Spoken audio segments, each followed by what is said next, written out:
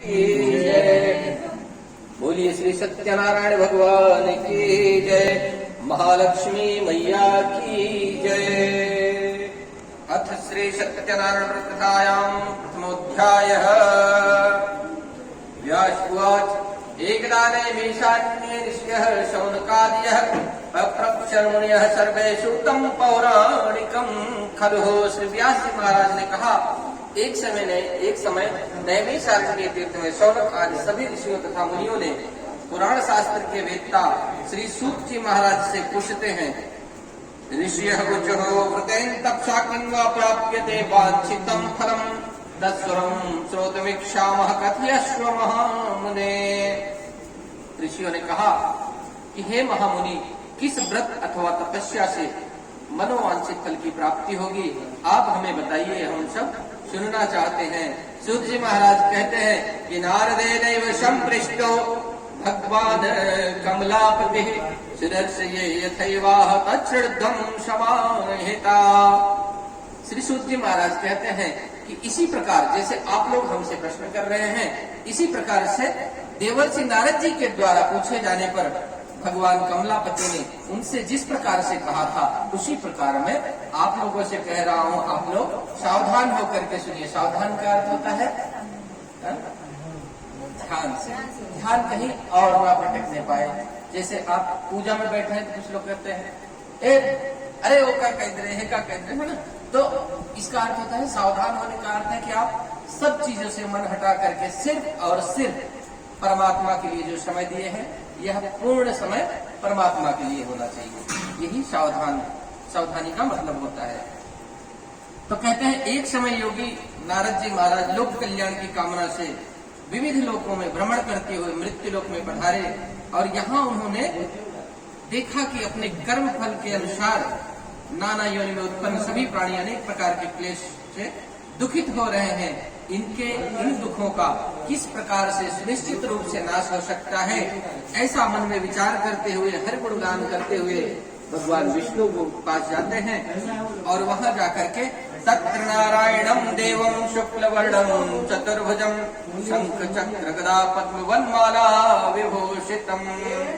वहां जाकर के नारद जी देखते हैं कि चार भुजाओं वाले शंख चक्र गदा पद्म तथा वनमाला से विभूषित शुक्ल वर्ण भगवान नारायण का दर्शन करते हैं और उन देवाधिदेव की नारद जी स्तुति करते हैं।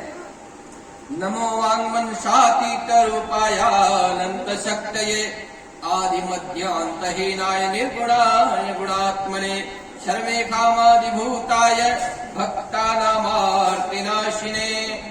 श्रुत्वा स्तोत्रम ततो विष्णुर्नारदं प्रत्यभाषत।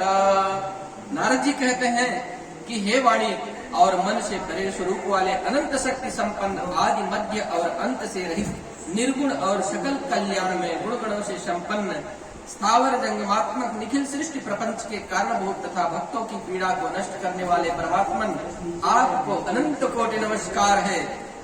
इस स्तुति के सुनने के नंतर भगवान श्री विष्णु नारद जी से कहते हैं, श्री भगवान वाच किमर्थमागतो सिद्धं किं ते मनसि वर्तते कथयस्व महाभागे तत्सर्वं कथयामि ते। नारायण कहते हैं, महाभाग हे नारद जी, आप किस प्रयोजन से यहाँ पधारे हैं, आप हमें बताइए।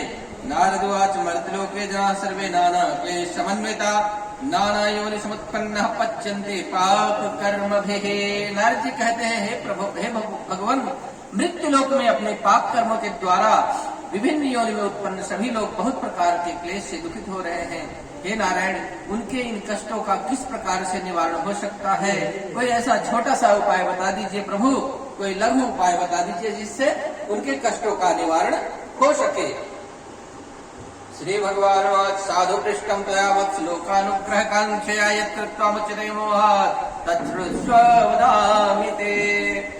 नारायण कहते हैं, हे नारद जी, हे वत्स, संसार के ऊपर अनुग्रह करने की इच्छा से आपने बहुत उत्तम बात पूछी है। जिस व्रत को करने से प्राणी मोह से मुक्त हो जाता है, आपको मैं वह बतलाता हूँ। हे वत्स, स्वर्ग और मृत्यु लोक में दुर्लभ भगवान सत्यनारायण का एक महान पुण्य व्रत है। आपके स्नेह के कारण मैं कह रहा हूँ, अच्छी प्रकार से विधि विधान से भगवान श्री सत्यनारायण का व्रत करके मनुष्य शीघ्र ही सुख प्राप्त करके अंत में परलोक यानी मोक्ष प्राप्त कर सकता है। भगवान की ऐसी वाणी सुनकर नारद मुनि ने कहा कि किं फलम किं विधानम च कृतं केनैव तद्व्रतम तत्सर्वं विस्त्राद् बोहि कथा कार्यं वतं प्रभो। नारद जी कहते हैं, प्रभु इस व्रत को करने का फल क्या है, इसका विधान क्या है, और इस व्रत को किसने सर्वप्रथम किया, यह आप विस्तार पूर्वक हमें बताइए। श्री भगवान उवाच दुख शोकादि संबंधन धान्य प्रवर्धनम सौभाग्य संततिक्रम सर्वत्र विजय प्रदम यस्मिन् कस्मिन् दिने मर्त्यो भक्ति श्रद्धा समन्वितः सत्यनारायणम देवं यजेच्चैव निशामुखे। कहते हैं कि यह भगवान श्री सत्यनारायण का जो व्रत है, दुख शोक आदि का शमन करने वाला, धन धान्य की वृद्धि करने वाला, सौभाग्य और संतान प्रदान करने वाला तथा सर्वत्र विजय प्राप्त कराने वाला है।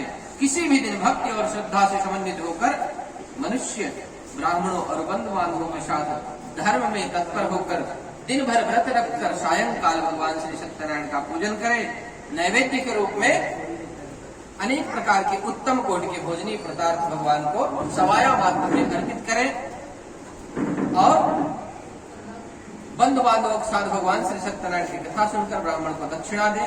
तदनंतर बंधुओं और बांधवों के साथ ब्राह्मणों को भोजन कराएं, भक्ति पूर्वक प्रसाद ग्रहण करके नित्य गीत आदि का आयोजन करें। तदनंतर सत्यनारायण भगवान का स्मरण करते हुए अपने घर जाना चाहिए। ऐसा करने से मनुष्य की सारी अभिलाषाएं पूर्ण होती हैं। विशेष रूप से कलयुग में पृथ्वी लोक में यह सबसे उत्तम और लघु उपाय है। इति श्री सत्यनारायण स्कंद पुराणे रेवाखंडे श्री सत्यनारायण व्रत कथायां प्रथमोध्यायः। बोलिए श्री सत्यनारायण भगवान की, श्री बांके बिहारी लाल की जय, श्री कृष्ण कन्हैया लाल की जय।